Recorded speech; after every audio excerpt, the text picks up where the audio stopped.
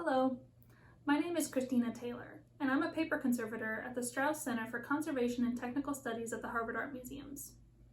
Today, I'm coming to you from my home studio, where I'll be demonstrating the reduction linocut printing technique that Pablo Picasso and his printer Hidalgo Arnera used to make the print Jacqueline with Glossy Hair in our collection. Although Picasso is often credited with the invention of this technique, his printer Arnera was the true inventor. And what makes reduction printing different from other color printing techniques is that instead of having different blocks for each color, there's only one block that's progressively carved, and then different colors are printed and layered on top of previous colors to build up to the final image. This is a pretty challenging technique to understand or envision just from a description, so I'm really hoping that this demonstration today will help break it down and clarify how Picasso and his printer worked. One of the amazing things about this print in our collection is that in addition to having the final print, we have what's called a progressive suite. So as Picasso and his printer were creating the image, they kept a printed record of each layer of the reduction process. And for us, this is a great way to examine and learn about this technique.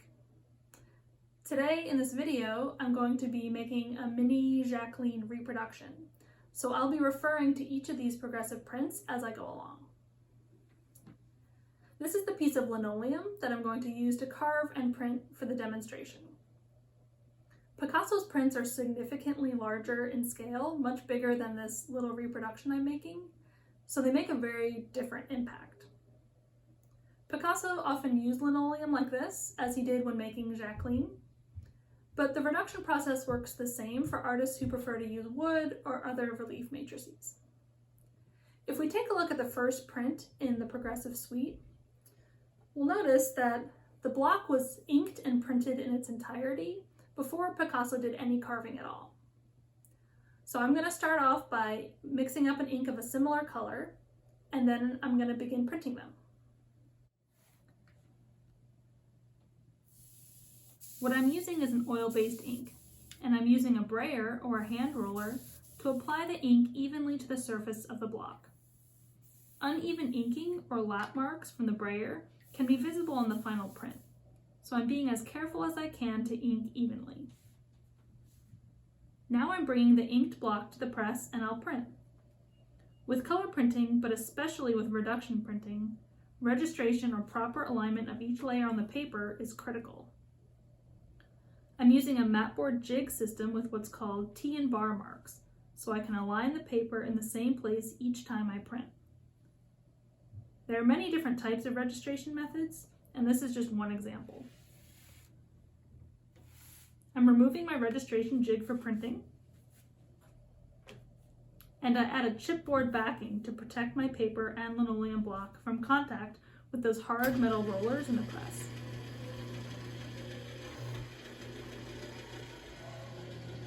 Although this press is motorized, Picasso would have used a similar roller-style press for printing. And revealed the first layer of our reduction print. So now I've printed a number of these and they've had a chance to dry overnight. One of the things about reduction printing is that you really have to decide at this point, before moving on to the next step, how many prints you want in the end or how big your edition will be. Jacqueline was printed in an edition of 50, so at this point, Picasso and his printer would have had at least 50 of these, plus the prints needed for the progressive suite, and if it were me, a few extras as backup in case there's a mistake made in a later printing step. Once you move on and start carving the block, you can't return to this previous state, so there's kind of no going back once you start carving. So now I feel confident that I have enough prints ready to go. So the next color or ink layer we're going to be adding is yellow. Here you'll see 3 prints from the progressive suite. First is the beige layer that we've already printed. Second is the next yellow layer. And third at the bottom is a combination of the beige and yellow layers. And this is what we're aiming to achieve in the next step of the reduction printing process. So what I'll be needing to do next is carve away areas of the background where I want the beige to remain visible.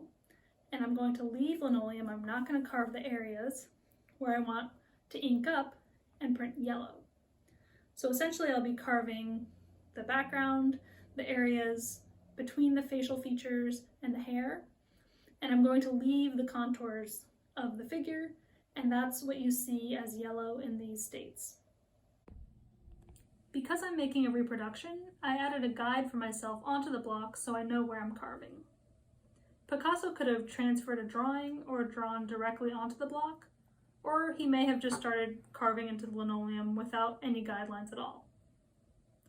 I'm going to be using various size gouges to do the carving, and I'm starting by carving an outline around the figure with a fairly fine tool called a V-gouge. I'm being careful to carve away from my other hand so I don't slip and accidentally cut my fingers. To clear out larger areas, I'm using a larger tool called a U-gouge. This is what the block looks like now that I'm more or less done carving. I'm not carving very deeply because the brayer will only ink the top surface of the linoleum that I have left uncarved.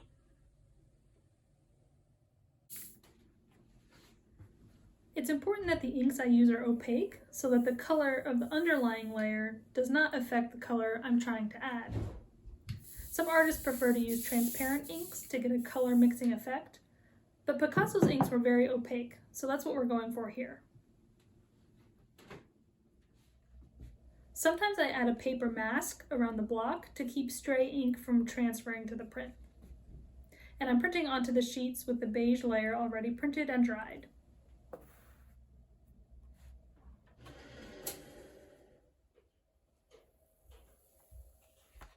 And here's the print with a yellow layer.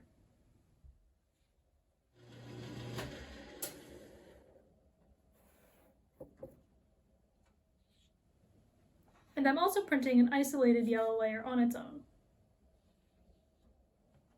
So now I've printed all the yellow layers and they've had a chance to dry. You'll notice here that I left one of the beige layers without a yellow, in addition to the yellow layer on white paper alone. And that way, when I'm done with this demonstration, I'll have an entire progressive suite of my own. So the next color we're going to be printing is red.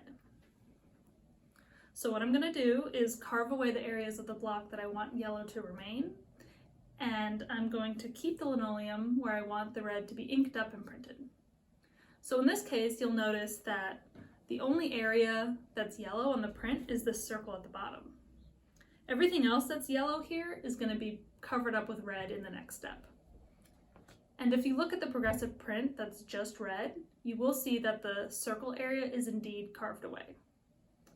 So what I'm going to do next is carve away this circle, and I'm going to ink it up and print it. You may have noticed in the progressive print that there are a few lines running through the circle that will stay red. So I'm just carving around those lines and removing the rest of that circle. And this is what the block looks like after carving. And now I can ink it up.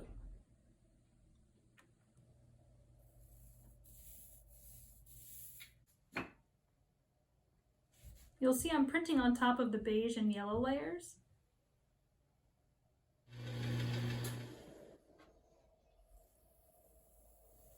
And there's our next red layer, with the yellow circle peeking through at the bottom. And also, the red layer printed on its own without the underlying layers. So now all the red layers are printed and dried, and I also have the prints set aside for the progressive suite. The next layer we're going to be adding is blue. So what I'm going to do is carve away the area on the block that I want red to remain in the print, and I'm going to leave linoleum everywhere else that I'm going to print up blue. If you look at the progressive print at the bottom, you'll see that the only area that's red is this oblong shape between the hair and the face. So that's what I'm going to carve away next, and everything else that's red here is going to be covered up in blue in the next step.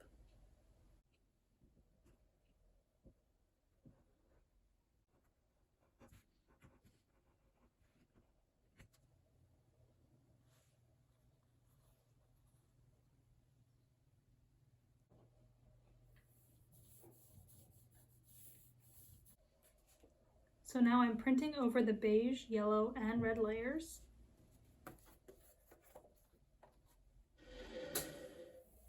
Here's the print with the blue layer added.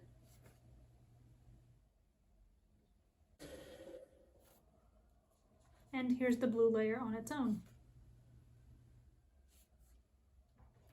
So now all the blue layers are printed, including the states I've set aside for the progressive suite. Now we can move on to the final layer, which is black. So what I'm going to be doing is carving away the area on the block I want blue to remain on the print. So in this case, it's that amorphous shape over the nose between the ears. And everything else that's blue in the print right now is going to be covered up in black in the next step, and then our print will be complete.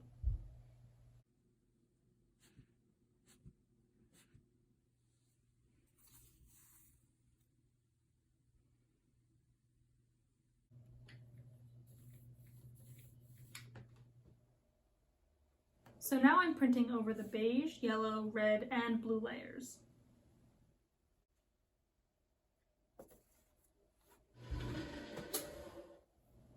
And here's our final reduction linocut print. And the black layer on its own. So now the printing is complete, and we have an edition of the final print, as well as the entire progressive suite. And what's really unique about reduction prints is that the final print is a combination of all the previous states. Each of these previous states is layered underneath the final print. And this layering is really what the progressive suite is illustrating. As I think this demonstration has shown, reduction printing is not a simple process. It requires some serious planning and really a special kind of thinking to achieve the desired final image.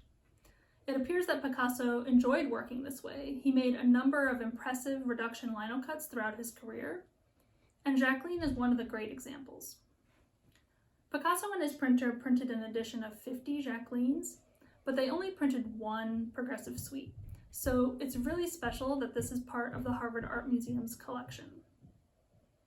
I hope this demonstration has given you a better understanding of what a progressive suite of prints is, and also some insights into the reduction printing process. Thanks for watching.